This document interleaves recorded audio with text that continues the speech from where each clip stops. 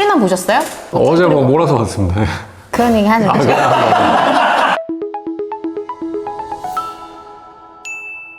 안녕하세요. 여러분의 인생을 지켜드리는 인생변호사, 검사 출신 이고은 변호사. 배한진 변호사입니다. 요즘 넷플릭스에서 제일 핫한 시리즈물이 뭔지 아세요? 아, 수리남 아닙니까? 해외에 있는 마약 조직들 수사해 나가고 검거하는 과정을 그린 시리즈물인데요. 네. 너무 재밌더라고요. 그러니까 밤새서 봤어요. 네. 네. 저도 보면서 막 가슴이 두근거리고 또 옛날에 수사했던 그런 생각도 나면서 아, 마약 되게 수사했던. 잘 봤습니다. 황정민 같은 삶도 한번 살아보고 싶지 않으세요? 저도요. 그죠? 저는 보면서 그런 생각 많이 들었는데 목사님 되고 싶으신 거예요? 아니 그게 아니라 네. 단순 투약자를 양산한다는 점에서 굉장히 죄질이 불량하긴 하지만 범죄인으로서 아예 정점을 찍은 사람이잖아요. 업계에서 그 정도 담력을 가지고 범행을 한다는 게 쉽지는 않을 것 같은데 그 국외에서 저도 만약 마약상이 된다면 저 정도 마약상을 해보고 싶다. 뭐 예를 들어 내가 뭐 개를 한다고 하면 강남에서 알아주는 개주 완전 막 하이라인의 개주 네. 그런 것처럼 와, 저 사람의 삶도 한 번쯤 경험해보고 싶다 생각했는데 진짜 드라마 같은 삶을 살았더라고요. 맞아요. 네. 네. 전요한 목사가 사실은 실존 인물을 바탕으로 했다고 해요. 네. 이제 조봉행이라는 사람인데 1952년생으로 처음에 한국에서는 마약이 전혀 관계없는 뭐 사기나 이런 기타 재산범죄 관련해서 지명수배에 처하고 국외로 도피를 했던 거죠. 그 도피를 한 국가가 수리남이라는 국가고 전 사실 수리남이라는 국가가 있는지도 몰랐잖아요. 한국의 국적을 포기하고 수리남의 국적을 취득을 한 다음에 1990년도 후반에요. 남미에서 유럽으로 마약을 유통시키는 마약 밀반입에 대한 마약 왕이라고 불리던 사람이었다고 해요. 신문 기사를 보니까 조봉행이라는 사람이 실제로 수리남에서 나르코스라는 미드 보셨어요 혹시? 아니요? 거기 보면 콜롬비아에는 카르텔이 나오는데 칼리 카르텔이라고 엄청 큰 마약 조직이 있거든요.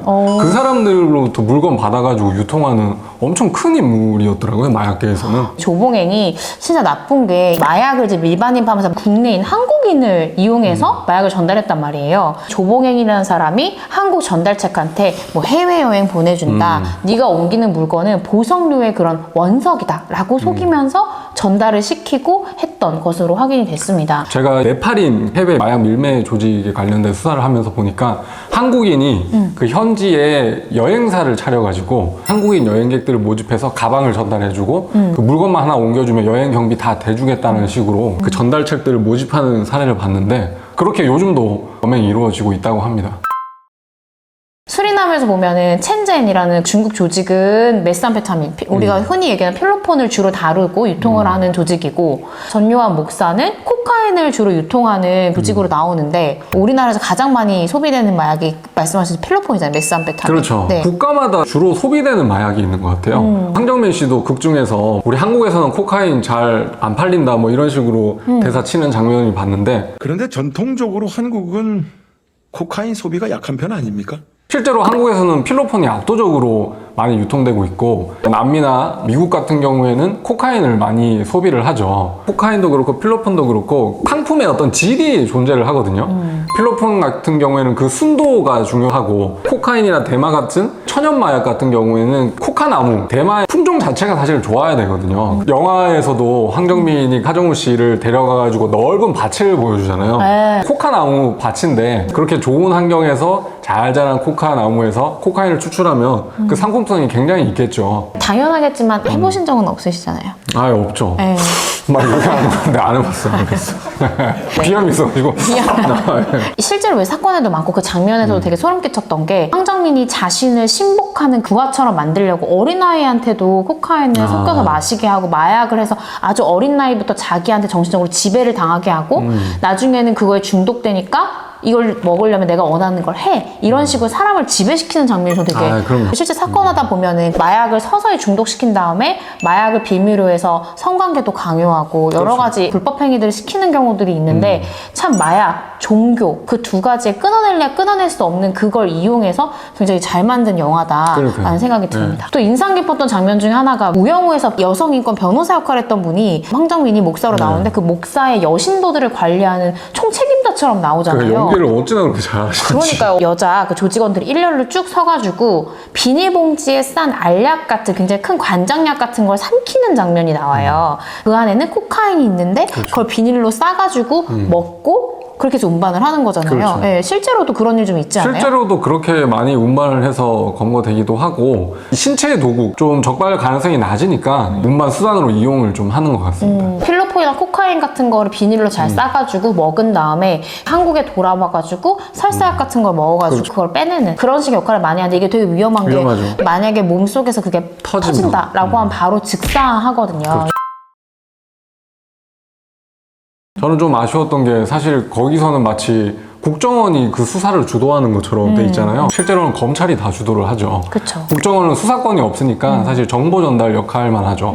국내에도 DEA 지부가 있는데 국외에 있는 마약 보낸 사람들의 인적사항 같은 게 궁금해서 의뢰를 드리면 뭐 협조 잘 해주시고 뭐 그런 거 보면 저는 DEA가 정말 조직이 엄청 크고 정보력이 대단한 집단이라는 걸 실제로 실감한 적이 있었거든요.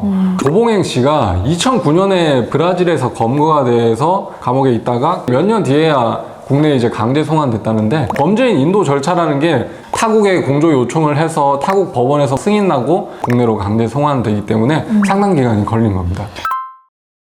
마약 수사하는 사람들 공통으로 느끼는 게 우리 한국은 너무 마약 형량이 낮다는 거예요. 맞아요. 대만이나 미국 같은데 마약 잘못 취급하면 그냥 무기징역 막 가는데 무기징 200년, 200년형 막 이런 우리는 거. 정말 약한 것 같아요. 우리나라 뭐 마약 청정국이라고 하면서도 사실은 마약사범에 대한 비중이 최근 3년 동안 3배 이상 증가했대요. 그 정도로 많아진 건 법원이 이 마약 그런 밀반입이나 마약을 유통하는 사람들에 대한 처벌 수위가 너무 낮기 때문이 아닌가라고 생각을 합니다. 드라마에 나오는 황정민 씨도 그 안에서 저지른 범행은 어마어마하잖아요. 마약을 1톤, 톤 단위로 취급하는 사람인데 국내 강제 송환돼서는 불과 징역 10년에 벌금 1억 원이 선고됐다고 하는데요. 기소된 범행이 마약류 불법 거래 방지에 관한 특례법 위반인데 거기에 법정형이 사기, 무기징역, 징역 10년 이상이거든요.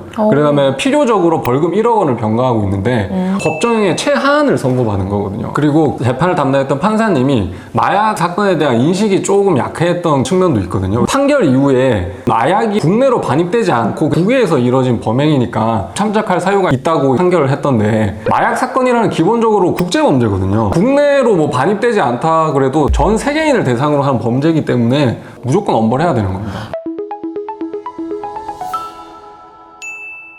오늘은 넷플릭스에서 좀 굉장히 핫한 네. 수리남 이제 시리즈물에 대해서 한번 얘기해봤는데요. 배 변호사님이랑 실제 마약 수사에 대한 얘기도 하고 마약 전담 검사로서 그 영화를 봤을 때 어떤 관점으로 봤다 이런 얘기 나누니까 너무 재밌었어요.